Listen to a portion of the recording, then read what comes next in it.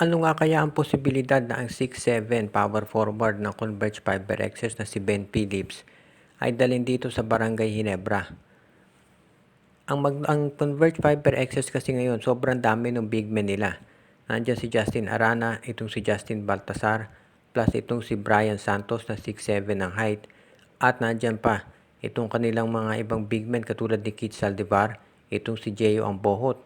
Ang balita nga baka si Arwin Santos kunin pa nila. So sobrang dami ng mga big men na itong Converge Fiber Xers. Siyempre, ang gusto ng Converge naman, meron silang makuha ng mga guards para maging balanse yung lineup nila. Plus, meron pa silang import na 6'60" ng height. So, hindi magiging problema yung height dito sa Converge. Ang problema, yung magiging playing time sa mga players. So, mukhang itong si Ben Phillips ay magiging willing daw ang Converge na i-trade dito sa Barangay Ginebra. Ang tanong na lamang ay kung sino ang pwedeng ibigay ng Gene Kings para dito kay Ben Phillips. Itong si Ben Phillips, masasabi natin na isang role player ito. Mahusay sa depensa at sa rebounding. At yan ang magagamit ni Coach Tim Cone, lalo na ngayon at wala pa itong si Jamie Malonzo.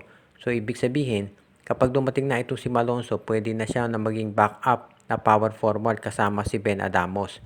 Pero habang wala pa itong si Malonzo, pwede na starting power forward muna itong si Ben Phillips, itong si Coach Tim Cone. So mukhang ganyan ang mangyayari ngayon kung makukuha nila. Ang pag-uusapan na lamang ay kung sino yung magiging kapalit na ibibigay ng Barangay Ginebra. Well, marami naman pwedeng i-offer ang Barangay Ginebra kung guards ang pag-uusapan. Nandyan itong si Jason David na pwedeng ibigay ng Ginebra plus isang first round pick para dito kay Ben Phillips kung yan talaga ang hanap ng Converge Fiber Xers. Pwede rin naman itong si Bon Pesumal ang ibigay nila o kaya naman itong si Raymond Aguilar na isang big man na pwedeng i-trade naman ng Converge sa ibang teams para kumuha ng guard. For example, ang NLEX baka magamit itong si Raymond Aguilar. So, pwedeng i-trade ng Converge itong si Aguilar dito sa NLEX kapalit ng isa sa mga guards nila.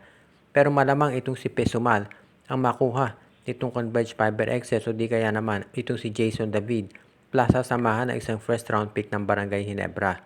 Kung makuha ng Ginebra ito si Ben Phillips, hindi natin kinakailangan asahan na ito ay isang magiging heavy scorer. Pero hindi naman kinakailangan na ganun lang gawin niya sa Ginebra. Basta siya ay rebound, dumepensa at tumulong pagdating dito sa pag-orchestrate ng mga plays ni Coach Tim Cone, magiging sapat na yan. Para malaking Rudy Hatfield ang laro nito. Kaya sa tingin ko makatutulong to ng malaki dito sa Barangay Ginebra. Lalo na at itong si Jamie Malonzo ay 4 na buwan na hindi makapaglalaro. Kapag nakuha ng Ginebra itong si Ben Phillips, magiging magandang asset yan para dito kay Coach Tim Cone. Lalo na at gusto niya na yung Ginebra ay mas lumakas yung front court para sa darating na Governors Cup.